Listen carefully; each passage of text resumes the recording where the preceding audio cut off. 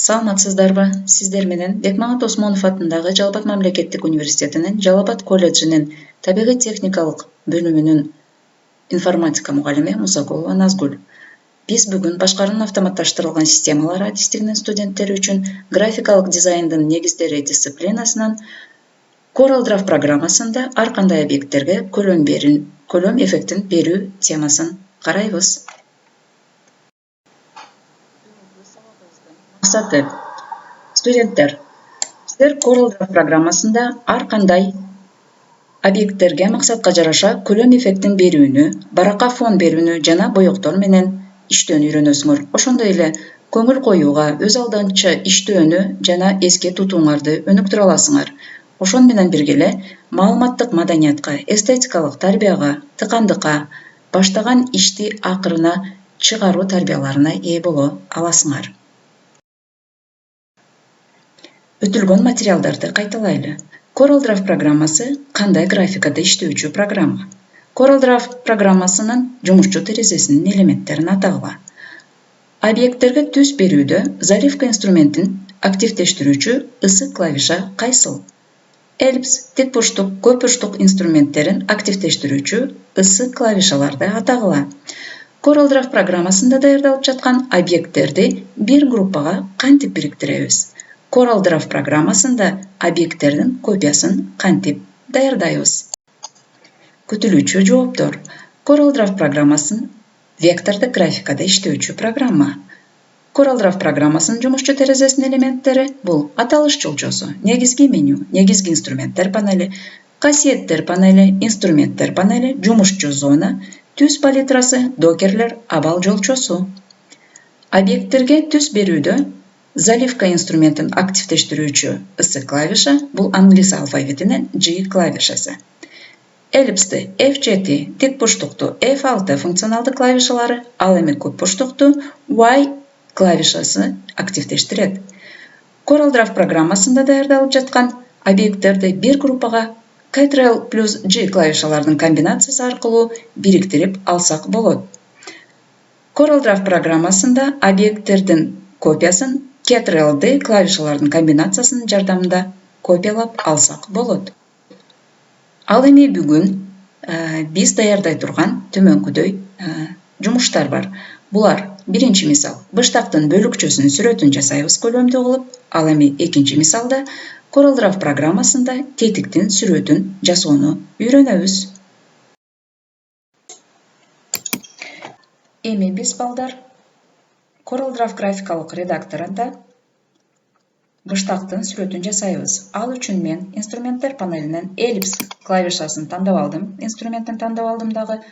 Ctrl клавишасы менен чогуу бир басып, айлананын сүрөтүн тартып алам. Бул айлананы эми секторго айландырам дагы. Сектордо бул жерден бурчун 60 градуска өзгөртүрөмүн. Өзгөртүп алдык. Эми бул сырдын багытын да өзгөртүп алсак болот. Мындай багытын өзгөртүп алдым. Жана өлчөмүн Shift клавишасы менен кошо кармоо аркылуу мындай чоңураак кылып алайлы. Сырга, бул сүрөткө, бул бөлүкчөгө сырдын эффектин берүү үчүн мен ар түрдүү өлчөмдөгү тегерекчелерди тартып чыгамын. Ал үчүн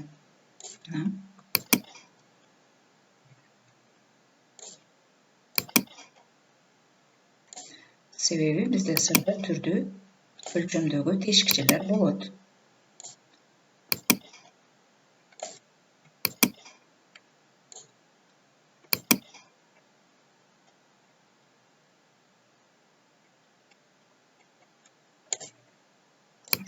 Бул жерге да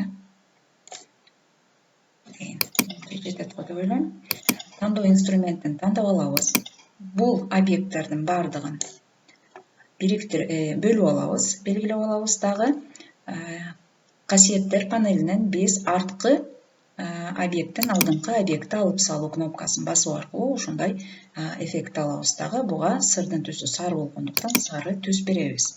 Эми балдар кантип көлөм беребиз буга? Көлөм берүү үчүн биз инструменттер панелинен вытянуть инструментин, мынакей вытянуть инструменти, ошону вытянуть инструментин тандап алып, каалаган каалаган түйүн аркылуу биз көлөмүн чоңойтсок болот. Ошондой эле бул чоңойткон көлөмдүн формасын дагы бир аз өзгөртүп алабыз. Параллелдүү кылып багытын дагы өзгөртүп койсок болот. Мисалы үчүн бул жакка багыттап же болбосо бул жакка. Мынакей. Ошондой сырды тартып алдык, бирок сүрөтүбүз бүт элек. Кайрадан эле тандоо инструментин тандап, сырыбызды белгилеп алабыз дагы. Объект менюсуна кирип, разъединить группу вытягивания инструментин тандайбыз дагы.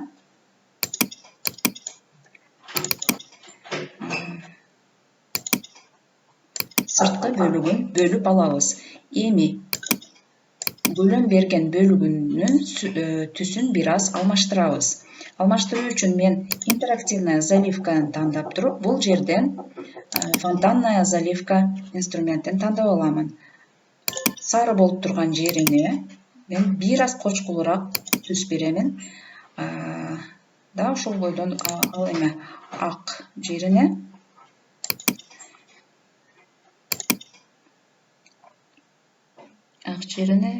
бир аз кызгыч түс беребиз, сарыга жакыныраак. Кайрадан бириктиребиз бул элементтерди. Элементтерди ордуна коюп бириктирип алабыз. Мынакей. Элементибизди кайра бириктирдик. Тандоо инструменти менен кайра бөлүп алып туруп, биз эми абристин, кара болуп турган абристин түсүн алып салабыз. Ал үчүн түс палитрасына келип, түс жок кнопкасын мыштын оң жак клавишасы менен басып коебуз. Мынакей сырыбыздын абриси жок болду.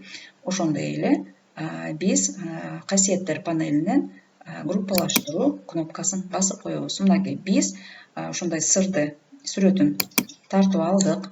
Кааласак көлөмүн чоңойтуп койсок болот. Ошондой эле бизге керектүү болгон жерге жайгаштырып алсак болот.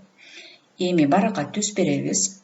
Макет менюсу аркылуу фон страницы командасын тандап туруп, сплошная командасын тандайбыз дагы, баракка керектүү өзүбүз каалагандай түстү берип койсок болот. Мисалы үчүн көгүш түс. Окей кнопкасын басабыз. Мынакей барагыбызга бизге түс берилди. Эми боштак деп текст жазып коебуз. Текст жазуу үчүн А инструментин же болбосо F8 функционалдуу клавишасын басабыз дагы текст жазуучу жерди белгилеп алабыз. Белгилеп алдык. Эми шрифтибизди тандайбыз. Мисалы Times New Roman шрифти. Ошондой эле кегилдин размерин өзгөртүп алабыз. Мисалы 48 деп тандадык. Жазамын. Быштак.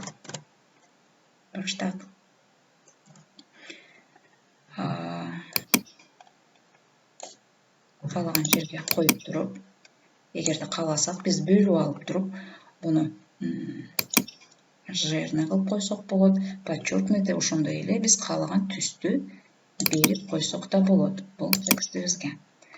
Эми балдар CorelDRAW программасында ар түрдүү тетиктерди даярдоону үйрөнөбүз. Ал үчүн мен тик бурчтук инструментин тандап, тик бурчтук инструментин тартып аламын дагы, анын борборун бул жерге жайгаштырамын. Борборун жайгаштырдым дагы. Эми бунун 10 копиясын алышым керек. 10 эмес, 9 копиясын, себеби айланада 10 болсун дейли. Ал үчүн преобразованияден пайдаланып, мен бул жерде 10 копия алуу үчүн 36 градус, 360-ты 10го бөлгөнүздө бизде 36 градуска бурулат дагы. Копиялардын саны 9 болот.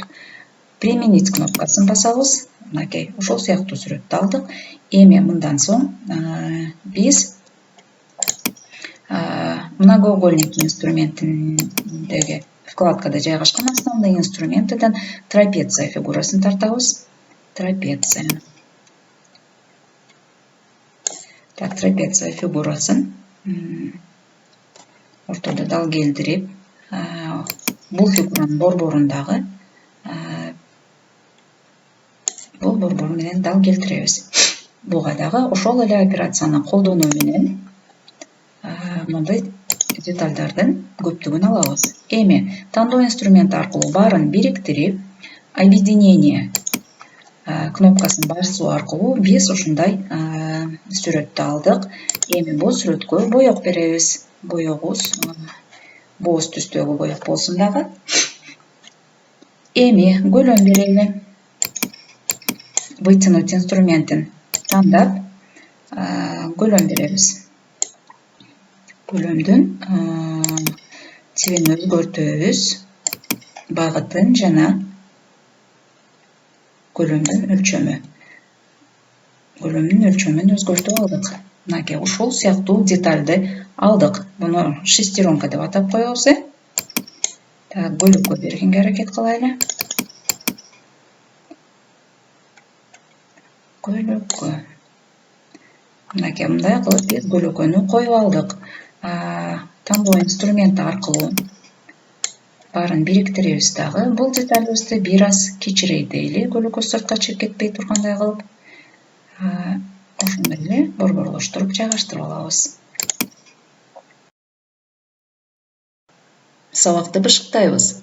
Эгерде бизге CorelDRAW программасында объектке көлөм берүү керек болсо, анда биз вытягивание инструментин колдонобуз. Ал эми вытягивание эффекттин түрдүү формалары бар. Биз алар менен тааныштык. Даярдаган сүрөткө көлөкө эффектин тень инструментинин жардамында бере алабыз. Үйгө тапшырма балдар. Сүрөттө көрүнүп тургандай, A4 форматындагы ачык көк фондогу бир барактуу документке төмөнгүдөй шестеренка тетиктеринин сүрөттөрүн даярдагыла. Келерки сабакка чейин саламатта болгула.